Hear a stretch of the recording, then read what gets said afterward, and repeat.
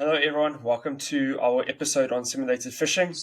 Basically, making your security awareness program actually work for you. We've got two incredible hosts today, with Dan, CEO from Goldfish, and Sharif Gardner, head of defense of SANS. So let's get straight into it. Topic number one: understanding simulated phishing, what it is, and why it matters. So let's get the basics out of the way first. What exactly is simulated phishing, and why should we care? Isn't it just basically sending fake emails to stress out your employees? Yeah, go on then. Right, so it's the age old let's trick our employees into essentially sweating bullets idea. I mean that's not quite it. Simulating phishing, it's a bit more like a fire drill. Which many people who work within a corporate space should understand, or if you're in a construction space, it's simulating some form of accident and having to deal with it. It's about preparing people for the real threats that are essentially there without effectively burning down the house. So instead of grabbing a hose, they're learning not to click that urgent free pizza coupon link or whatever it is that will entice them to do that. In short, what is simulated phishing campaigns? It's sending employees realistic fake phishing emails to see how they essentially react to that without causing the chaos of a real hack. Not just how they react, but also how they respond and report as well. So, it's not just a case of not clicking on that link. And why should anyone care? Well, because it's responsible essentially for 90% of successful cyber attacks. I mean, a simple Google search will tell you how prolific phishing attacks are. You wouldn't leave your front door open when you went on holiday, so why would you leave your inbox wide open, essentially? So, it doesn't only stress test your team's awareness, but it also acts as a training tool. It's like a gym for their click fingers, getting stronger with every workout. Topic number two, Dan, this one could be for you. It's the psychology behind phishing and why we fall for it. Dan, why are phishing attacks so successful? Are we just bad at emails, or is there more to it that we don't know about? It's a little both, I'd say, mate. Phishing or social engineering in general, when we talk about phishing here, but social engineering it exploits emotions. The attackers, the cybercriminals, the scammers, they know how difficult it is to get through the technical defenses now that most companies and most individuals will have on their systems and their networks and their devices. So they exploit our emotions to get in. Emotions like urgency, like fear, like curiosity, like the need to help as well is a big one there. So hackers know our brains, they know that we love shortcuts. See a scary subject line like your account is being compromised, our fight or flight kicks in and logic takes a nap. We launch straight into action. They know how we operate and they try and exploit that and manipulate that. So psychology is the cheat code for phishing. And without awareness, we're just morons falling for it. Perfect. Common misconceptions about simulated phishing. I know we can go on all day, so maybe let's just limit these to three. We've basically gone over the basics now, what it is and how the psychology works of simulated phishing. But Dan, Sharif, what are some of the biggest myths or misconceptions out there when it comes to simulated phishing? Yeah, so the myths is quite an interesting one. It's a bit like the myth of cheese helping you sleep better, of the phishing world, essentially. So, I think busting some of them. Let's have a look. Well, misconception one is that it's a gotcha game. It's there designed to catch you out. Well, I fundamentally disagree with that, and I think those that roll them out would disagree with that too. It's not about catching people out for fun. If anything, that's going to cause you more hassle because the end user may not find it that fun, especially if you're calling them out at the end. It's a chance to identify gaps in knowledge and essentially provide targeting training. It's not about shaming people. If your team feel like they're being set up to fail, then essentially you're doing this wrong. So I think that's definitely misconception number one. Was you going to say something, Dan? Yeah, I'd say following on from that, sort of another misconception that comes to mind would be, one and done training is enough.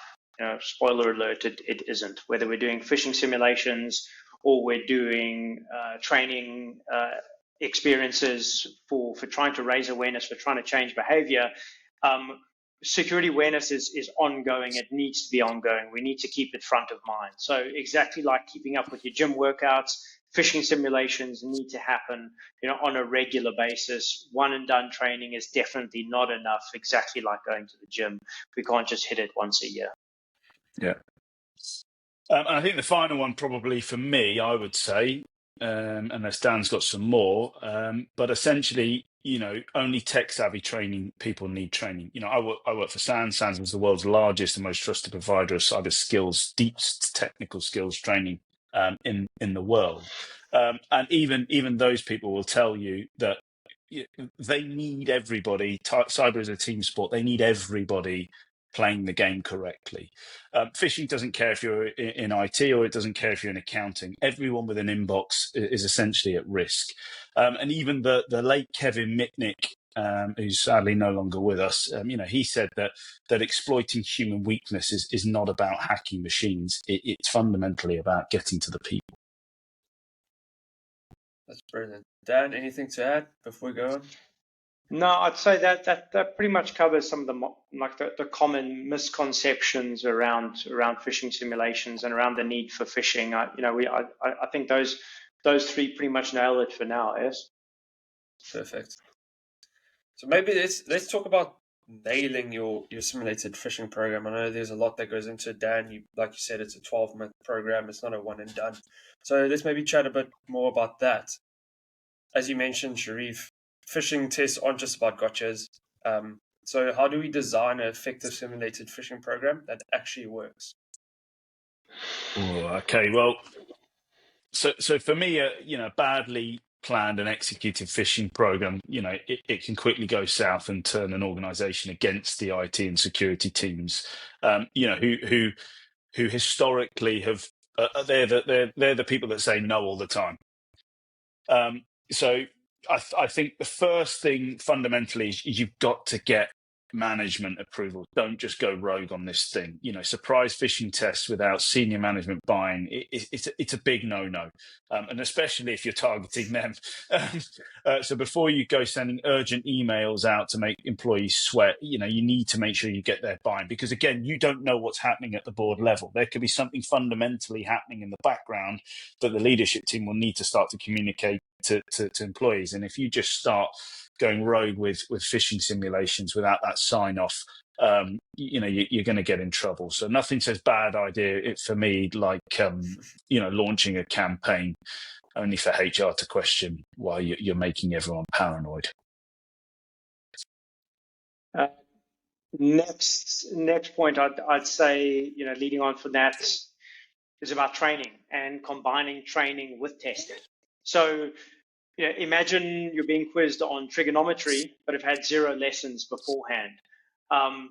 This is not something you would do normally in learning and development or any part of school. So phishing simulations without initial training are like setting people up to fail.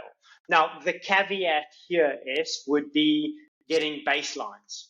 So one of the things that we recommend to a lot of our customers sort of running simulated phishing campaigns is to get that baseline. It's really nice to know how vulnerable your organization and your employees and your team are on day one of a program, because then we can measure improvement on that baseline. So yes, I'd say, a really, really good idea is to combine training with testing. The caveat to that is that baseline testing works really, really nicely, so you can get that baseline to then show improvement, show return over a period of time. But once you've done that, rather than just phishing simulation after phishing simulation against the employees, start with some solid training, something meaty like 15 minutes, 10, 15 minutes for onboarding, followed by short snackable refreshers, every single month, 1 to 5 minutes of sort of micro training on how to spot phishing, what phishing is, the different methods that are used, and then what to do if a phishing email sort of lands in your mailbox. So frequency is key here, monthly, quarterly, whatever works. Train first, then test. The more you do both, the better your team will get at spotting the bait. So I definitely say that that's a really, really good thing to take away when building your program. Yeah, I agree with that, Dan. I mean, I think it, following on from that essentially is, and this can be slightly controversial, so you have to get this bit right, is don't announce your simulated phishing tests. Now, not announcing them or when you're going to do them is critical, but you must let people know that you do run them within the organization, whether that's during their onboarding phase or, whether or not, it's just an annual communications campaign that says, we will be running some phishing tests. You will not know when. I mean, you need to let them know that they exist. Don't tell them exactly when. Broadcasting, hey everyone, phishing tests tomorrow. It's essentially like telling the burglars when the security guards are off duty or when you've gone on holiday. If people know it's coming, they're going to be on high alert. They're going to tell everybody, and that's a great way for them to get them communicating about security awareness. But it probably is counterproductive to what you're trying to achieve. Real hackers don't send RSVPs, so you shouldn't either. And I think it's really important that don't play favourites by telling only someone in your IT department or management for brownie points. Just a heads up, because again, it just defeats the object really. And in real life, you're never really going to know when this stuff's coming. So it's really, really important that you don't announce the when you're going to be running these things. Next point I'd probably add is to that, following on from Sharif's point there, is starting small. Start small and scale with phishing simulations as a program over your 12-month program or however long you're running it. As people get better at spotting the obvious stuff, ramp up the difficulty. We don't need to start with the really, really difficult stuff. Start it small. This is a training environment. It's a training experience. It's a training campaign. So you want people to be able to spot the easy stuff, give them the easy stuff, get them the confidence of being able to spot it. Because remember, we're not just trying to catch them out. We're also trying to check on what their behavior is, what they do. Do they report it? Do they announce it? What are they doing to help the organization apart from just, not clicking and deleting it? So start with the really obvious stuff. And then, don't keep hitting them with the same template. Your Amazon receipt is here over and over and over again. Get a little bit more advanced as they get better. So time to see if they can spot the subtler stuff, the more difficult stuff. And for the newbies, still clicking on the basic stuff, keep it easy until they catch on. All right. Progress is the goal. We don't need to be punishing people here. We want to see progress. We want to help people get better and better. By keeping stuff super, super simple, we're going to fail at that because they're just going to spot it too easily. By starting off really, really difficult, a lot of people will lose confidence in it. You're not helping people get better that way either. And then one thing here that I would say with this about making stuff difficult is, and we get requests from customers, we get requests from partners for this. Do not try and spoof your own company domain when doing phishing simulations. All right, this is not realistic. This is a technical flaw in your security controls. If an email can come through that is 100% spoofing your company domain, then all of the email security gateways, all of the security controls on a technical standpoint have failed completely. And it's unfair for your employees to expect them to be able to spot this as a phishing email if it's coming through from your domain. So don't do that. because it's highly, highly unrealistic. And everybody in your organization, including everybody on your security team, will likely fail because it's come from somebody within your organization. So start small and scale smart with your programs. Yeah, I think Dan said something quite key within that, is progress being the goal, and in ensuring that you get progress, you're going to have an element of frequency. Frequency does need to be your friend in this, and unfortunately, I think this is where a lot of organizations still fundamentally get this wrong. If you want results, you've got to test often. It is that simple. The more frequently you run the simulations, the sharper your team are going to get. Now, I personally think that some teams probably require more testing than others, but fundamentally, everybody needs more than just an annual. Than just an annual assessment. It may sound intense, but you need to aim for at least monthly or quarterly, because ultimately that once a year annual click through, people dread it. And that's not to say that they all need to be the same length, monthly and quarterly, in terms of your, to support that with training as well. So you'd need to support your training with your phishing simulations, but ultimately you do need to be testing these people monthly or quarterly. Just don't do it daily, otherwise your teams are essentially going to lynch you. I mean, very similar point to that, test often, but use variety as well. Find, a range of different email templates that you can use.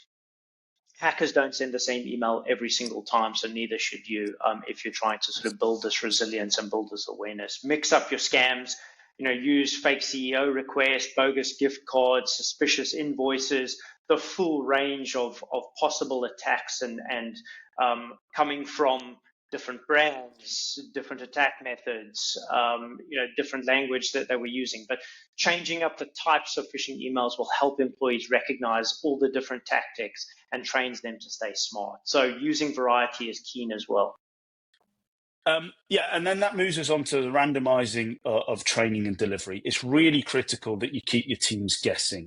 You can't be sending out phishing simulations like clockwork. Something that security awareness managers are really, really keen on is making sure that whether it's different teams or different individuals, that they're randomizing the timing and setting those configurations and timings within their tool set. Dan, I think you've probably can talk a little bit more about the tools that security awareness managers are using or your clients are using in this space. But ultimately, there are tools that help bake that in from the start. Yeah, Sharif. I mean, this has been a big demand from customers and partners for phishing simulators and the tools that we build. Randomization is super key. One of the problems that this overcomes is you send out a phishing simulation to an organization, and the minute everyone's mailbox pings at the same time, so it becomes super, super obvious. Everyone's mailbox is pinging around them. One smart guy in the office will stand up and say, watch out, I just got a phishing simulation in from the guys at IT. So make sure you don't click on that. And, he's the good egg in the team and lets everybody know. And, so the whole thing is blown. You've blown your simulation. Also, one of the randomization bits there, for that added extra layer of sneakiness, you don't send the same email to everyone.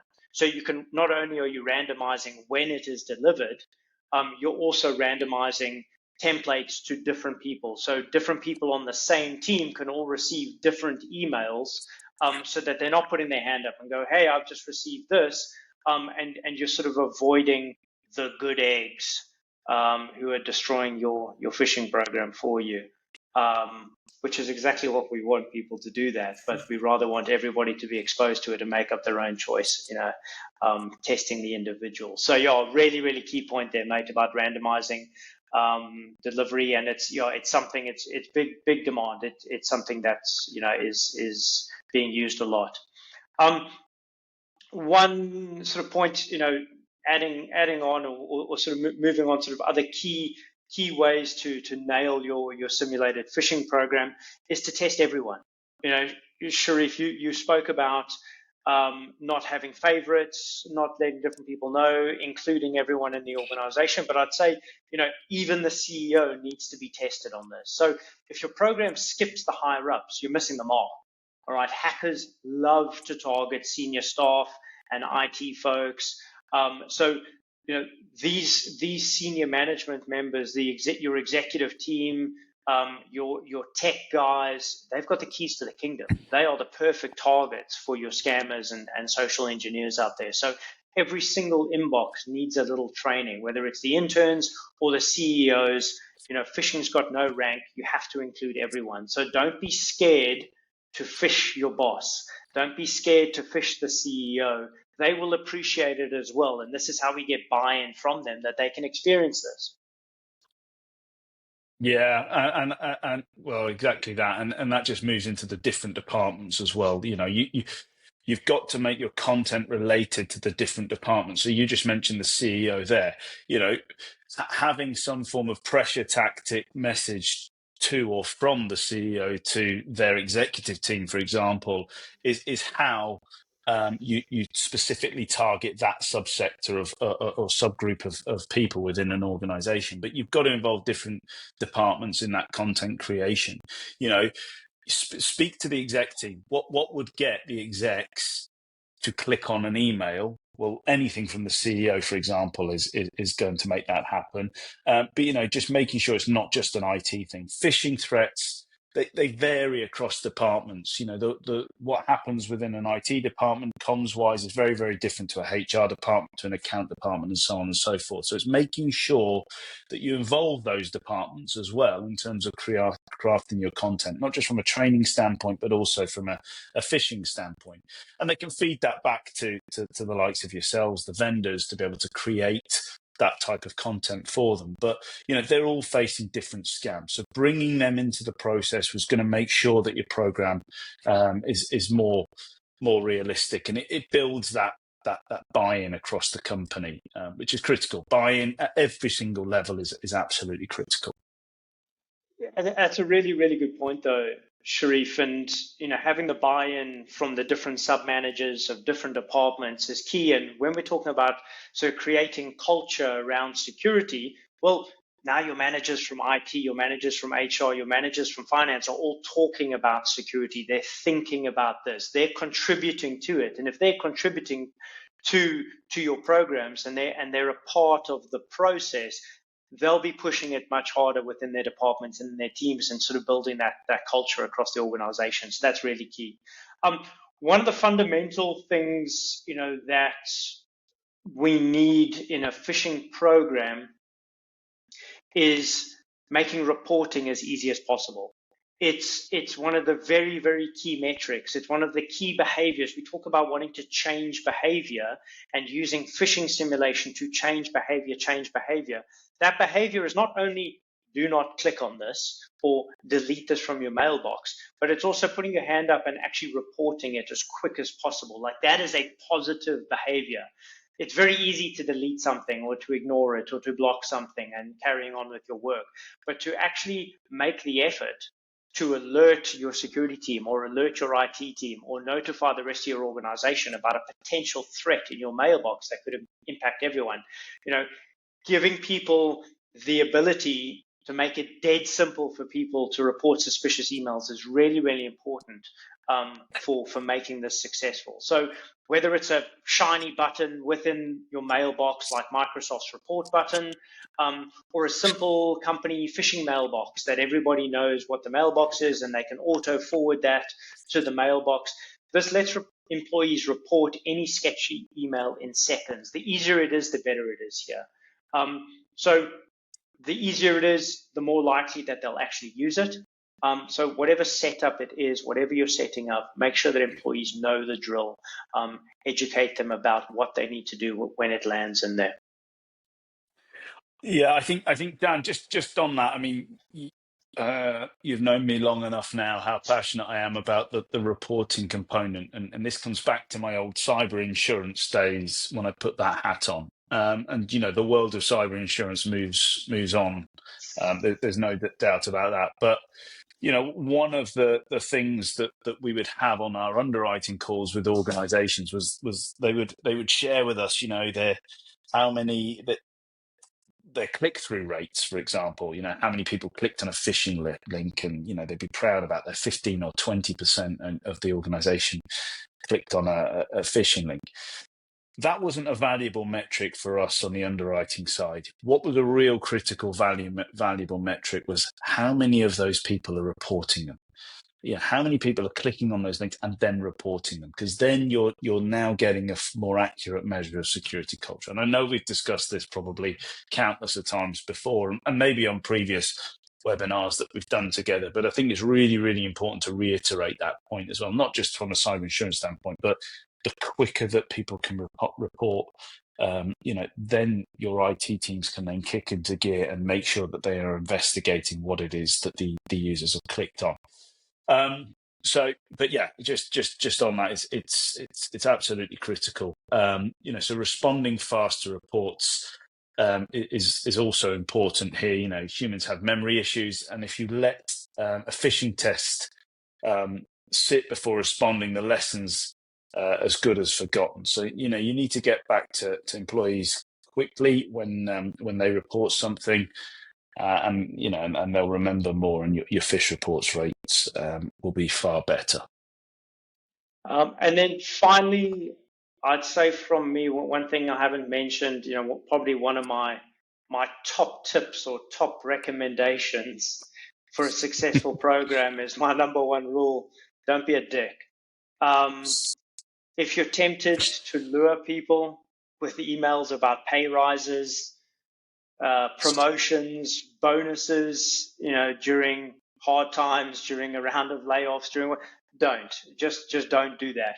That's a dick move, and it is the fastest route from zero to your company hating you that you could possibly go. You're only going to tank morale and breed resentment for the IT team or the security team, and taken what could be a potential great tool to make security fun, to get buy-in, to get a lot of people talking about security in your organization and coming on board. You could just breed resentment. Controversial clickbait, it might get you clicks, it might get your rates up, but it won't win you any fans or effective training results. So choose hooks that don't mess with people's emotions. I know that we spoke about how hackers and cyber criminals play on our emotions. For sure, they do that. But if you're going to use these tactics within your organization, good luck with that. So I'd say my top tip for the day is don't be a dick when it comes to phishing simulations, and see how that goes. Yeah, I think there, it's no burning bridges. I mean, it's so key. It's not about making sure that everyone's harmonious and happy, and because security is a serious subject, but you've got to try and make light of a serious subject. So you've got to keep your users and your management happy. The ultimate goal is to get everyone doing it. Let's be frank. And not make them hate the program or you as the person rolling it out. So if your approach is more irritating than educational, you're going to turn allies into enemies. It's that simple. So security awareness training, phishing simulations should make people feel supported, not stressed. And if management or employees are getting fed up, you're going to have to rethink that approach. Perfect. I think let's talk more about that. So let's talk more about the role of feedback and training in simulated phishing. So how do you ensure people actually learn from these phishing simulations? And like you mentioned, instead of them getting annoyed by this? I'll take that. I mean, nobody likes to be called out. Nobody likes to be told they've screwed up. It's that straightforward. Immediate feedback for fails. Teach people, don't preach. When someone's clicked, it all depends on, I suppose, the level as well in the organization. If the CEO or one of the executive team have clicked on something, you're probably better off to follow up with a call to speak with them and let them know what's happened, and how you're then responding to that. Just personal touch. You may not have the bandwidth to be able to do that for everybody, but don't wait a week for a follow-up. You need to either send an instant message, depending on how you communicate with your organization, whether that's phone call, Zoom call, or a Slack message of some sorts, but you need to send some form of instant feedback on what went wrong and how they could have spotted it. People are going to learn best in the moment, so you need to give them that just-in-time training to avoid failing for a phish in the future. Positive reinforcement is everything here, Sheriff. We've spoken about it, in different podcasts and different events in the past, but that carrot versus stick methodology, we need to celebrate the wins and give positive reinforcement. One of the worst things that organizations can do for morale and for buy-in and security culture is to be punishing people for this sort of stuff. So we have to celebrate the wins. Let people know when they've avoided a scam. If somebody hasn't clicked and you ran a phishing campaign, have a way to notify them that this was a phishing simulation and they didn't fall for it. And congratulations, thanks for keeping the business safe and for your role in security. Celebrate it. Really, give it across the organization. So gentle nudges work better than a slap. The carrot versus stick. Let's make it a positive experience because they've done something correct. And it may sound really, really simple, but this is basic human psychology. People will work better with positive reinforcement. We know that. We're not trying to treat people like children. But however you go about that positive reinforcement, that comes down to your own organization, your own people, your team. You know how to talk to them. You know how to deal with them. Put it in their language, build it into your company culture, however you guys deal with it. But celebrate the wins. Make it a big deal when people are doing well on phishing simulations. Yeah, I couldn't agree more there. And I think as well, but you do have to balance that with sort of tailoring training to past results. If you do have a team member that's clicking on every single phish, then frankly, that is a problem. But they are going to need that extra love and training. There's no two ways about that. So you also need to use your past results to tailor your future sessions. And ultimately your phishing tests as well. So your program needs to adapt as people improve. Fail often, more training. That's simple. Ace every test, increase the difficulty. That's simple. Well, it's not that simple, but yeah, increase your difficulty of your phishing simulations. It's like a game that gets tougher as you level up. So that's really, really important in my opinion. Yeah, sure. If you talk about a game that gets tougher or gamifying this experience, this is definitely a type of training. It's a type of learning experience that can be made fun. Yes, it can. We can make this entertaining. We can gamify this experience. And we know from learning and development science and all the research that's in that gamifying learning does help with adoption. It does help in training behavior. It does help getting people on board with it. So phishing programs don't have to be about fear and failure about it. We can treat it more like a game where spotting a phish feels like winning. Yeah. So when employees see this as a challenge to learn from rather than a pass-fail nightmare, they'll engage more.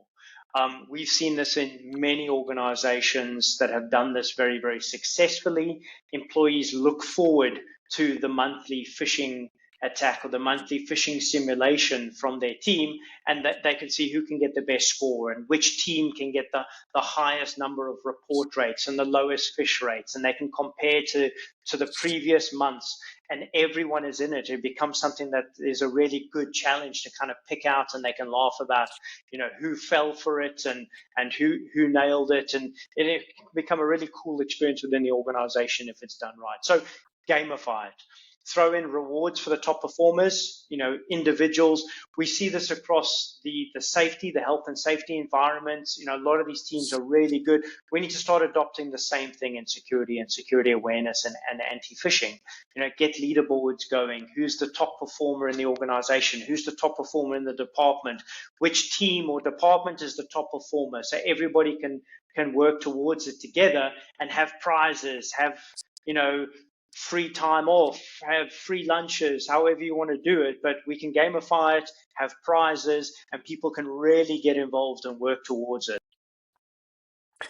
Yeah, this is something close to my heart. So we have something here at SANS, called Net Wars, which is our ranges initiative, and it's all aimed at sort of real technical cybersecurity professionals who compete with each other and hit a scoreboard. And the reason that this matters is when you start to look at that, these guys that win these ranges tournaments, they get a coin, a challenge coin, and it's massive for those guys in that community.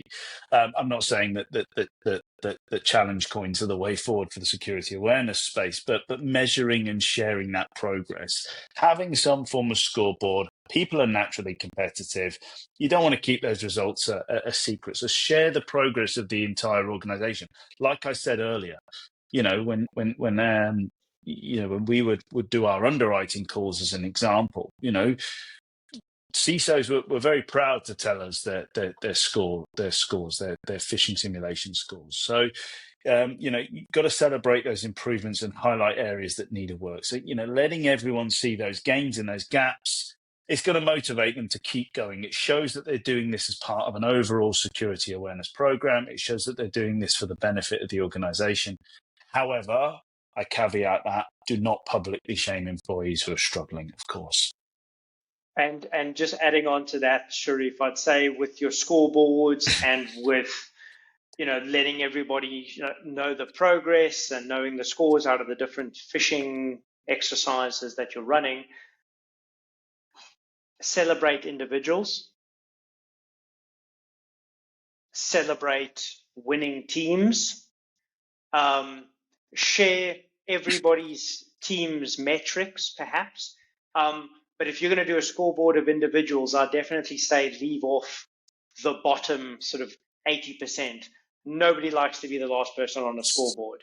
So, whether we anonymize that or whether we just show the top 10 individuals. Hey, listen, if the HR department's coming last every single time, let everyone know. Everyone will love a good laugh at HR department and things become competitive. But they're a whole team together. They can stand together and that they can do better there. But certainly don't be sharing, buddy. Bob from HR is pretty useless again at this, and the whole organization can see that he's hacking at this, and needs some remedial training. So just a caveat there on that. I'd definitely say celebrate the individuals, but those not doing so well, let's keep them under wraps. Yeah. Fair point. I think this next topic is super important. It's measuring the impact of simulated phishing on your overall security posture. So how do you know if all this phishing and feedback is actually making a difference? I think that's quite important. And what are some metrics or signs you should be looking out for, Dan? If besides employees not downloading malware every day and turning your network into a hostage situation, I'd say there are a handful of key metrics that we can measure. And what's really important is to note these from day one in your program. If you're really wanting to make your program successful, from day one, you need to be capturing these metrics so that you can show improvement over time. So the metrics I'm talking about, click rates, super obvious. Everybody thinks about click rates. Are fewer people clicking after training? You want to aim for at least a 20% reduction over time. So again, like I said earlier, get that baseline phishing simulation in place. See on day one with no training what everybody's phishing vulnerability is. How many people in your organization clicked on a link? Okay, that's your click rate. And we want to reduce that click rate over time. You can measure, with more simulations, how does that click rate get impacted? With more training, how does that click rate get impacted? So this is a key metric we want to capture on day one from our very first phishing simulation. The next one, which is equally important, Sharif's spoken about this, is report rates. Whereas click rate is a sort of negative metric, all right, this is a bad metric that we want to reduce. Report rate is a positive metric that we want to increase. So tracking reports is just as important as tracking click rate. Your higher report rate means a sharper threat detection. It means improved cybersecurity culture within an organization. So really, really key, and we want to track this over time. How much of an increase do we see in report rates from more training? How much of an increase do we see in report rates from more consistent, more regular phishing simulations? These are all metrics that are really key to track here.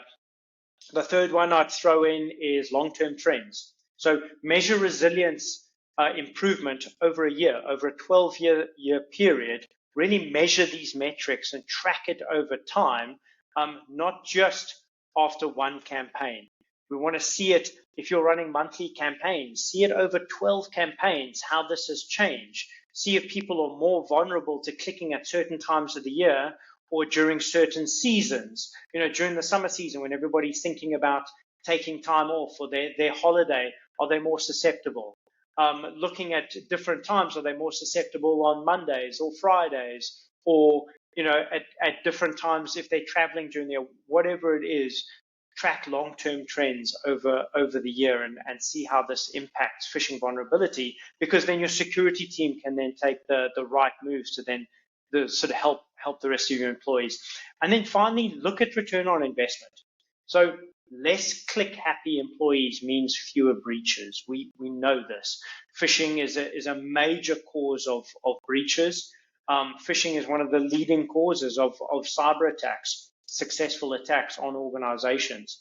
So the less people clicking, more people reporting means fewer late night panic calls to IT, the recovery costs for these type of attacks. So there is certain return on investment here, and you can look at that and your teams can measure this. But understand these 4 key metric points and start tracking them from day one, because when you're looking to re-up your budget for next year, or you're looking to build onto your security awareness team, or you're wanting to invest more in your security awareness training month, whatever budget you're looking for, these metrics can tell a great story to the bean counters and the management team when you're presenting on how successful your program has been. Topic number 7, integrating simulated phishing into your security culture. Sharif, I think maybe you can cover this one. How do we make phishing resilience part of the culture and not just a box ticking exercise?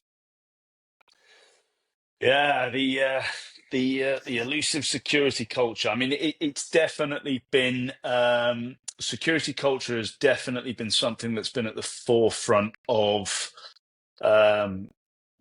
I suppose now the security, it's the evolution, if you will, of where security awareness is now fitting into this security culture component. So you'll hear a lot about security culture. I think the last webinar that we did together was all around security culture. So I'll definitely point people in that direction. But effectively, it starts with leadership buying. All of this starts with leadership buying. And whilst, yes, your security awareness program is every single person involved in it, and your phishing simulation is every single person involved in it, if your boss thinks phishing training is a compliance hurdle, everybody else is going to as well. So really, really critical that you get that buy-in. And then getting everybody involved. You've got to celebrate the victories. Dan said that several times over. I think I've said it as well now. You've got to turn phishing resilience into a shared accomplishment, not just an awkward HR sideshow. I think that's as short and as sharp as I can probably be on that subject. Perfect. Thanks, Sharif. And we'll actually do an episode on leadership buy-in. So we'll cover more of that. Cool. Topic number 8. Dan, maybe for you, is customization, tailoring your phishing to fit your team. How do we make phishing tests relevant for different roles? And should everyone be phished the same way? It's absolutely not. Phishing isn't a one size fits all. This is really key. Sharif actually spoke about this a little bit earlier when spoke about creating different content from different departments, getting departments involved in creating different templates and different content for it. Imagine sending, an email, CFO needs gift cards to the janitorial staff. It's kind of pointless, right? So customization is key. We have to look at this. Is it a little bit more effort? Yes. A lot of the top tools out there will have a whole range of different templates, different subjects, targeting different departments. So you can pick and choose, but it makes it a little bit more complex when sending out your phishing simulations and your phishing campaigns because it needs to target different audiences. So a one size fits all just doesn't work. Yes, maybe in your very, very early sort of baseline, very, very basic stuff. But as you want to get things a little bit more tricky, a little bit more advanced, we have to get a little bit more customized on it. So for HR, train them on payroll scams. Finance, fake invoices. IT, credential harvesting, for example. Tailored simulations mean real life relevance, and this is better training for everyone. Awesome, Dan. Thank you so much. Second to last topic that we're going to cover is just advanced phishing techniques. It's not just emails anymore.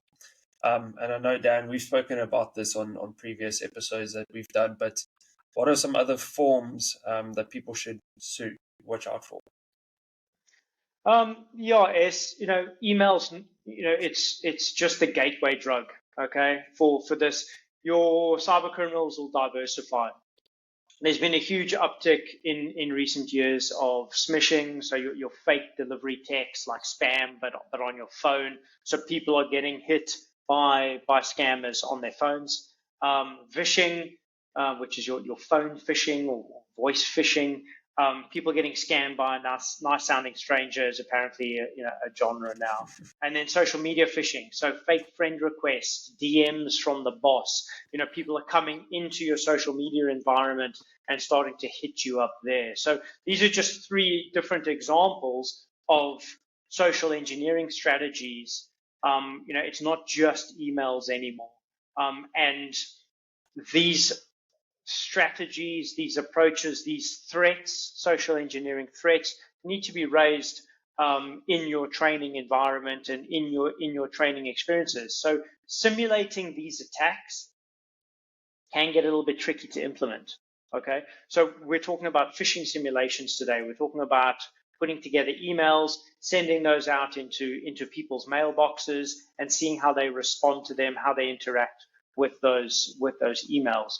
Doing the same for smishing and vishing and social media is a different kettle of fish and can be quite tough to do this across personal profiles and devices, because now we come with personal impact. This is somebody's personal phone, or this is somebody's personal social media account, and now you as an organization want to start messing with them in their personal lives in order to test their vulnerability to social engineering. This opens a bit of a nightmare for teams and HR, and it's something that is very tough and something we personally sort of don't do.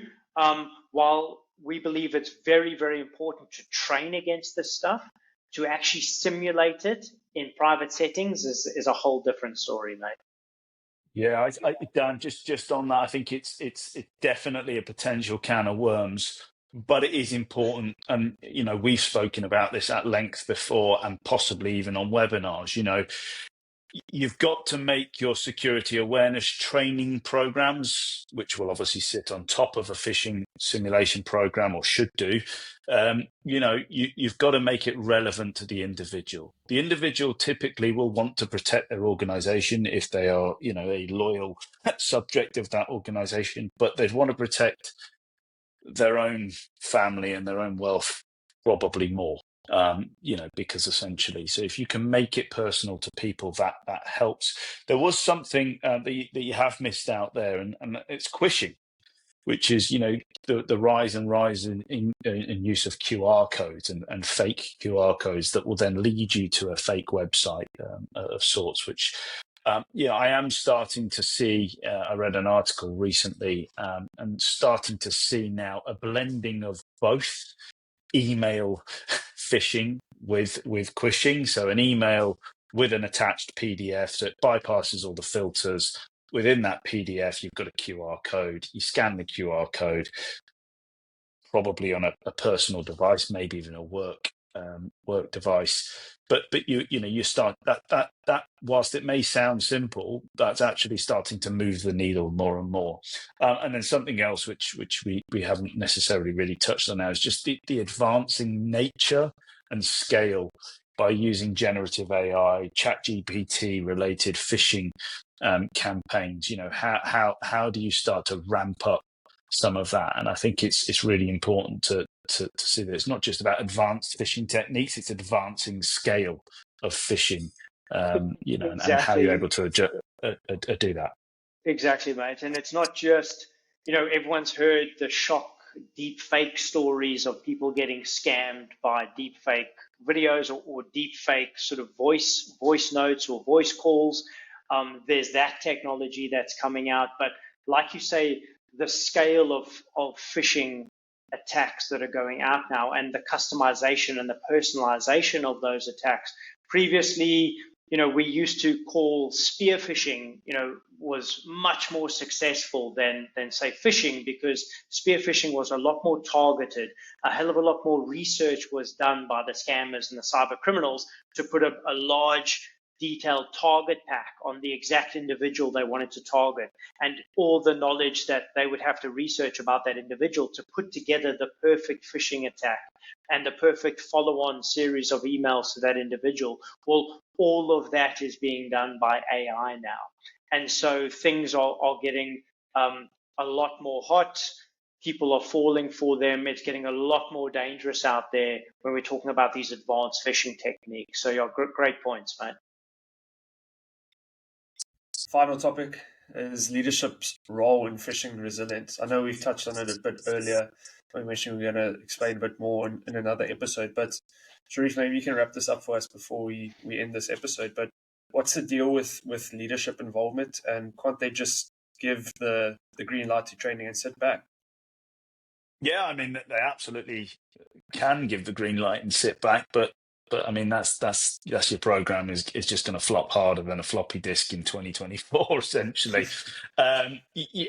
Leaders need to lead by example, really lead by example. If the CEO can't be bothered, why would Steve or Jane in accounting care? When execs get phished, it's a golden learning opportunity, not only for them, but it shows that nobody's above this. And I think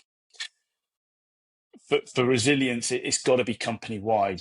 You've got to cue the cheesy photo, except everyone's clicking responsibility here. Is everybody has to own this, but it has to be led from the very top, in my opinion. And ultimately, remember, when it comes to who sets the budgets, it's the leaders. Who sets the security budgets? It's the leaders.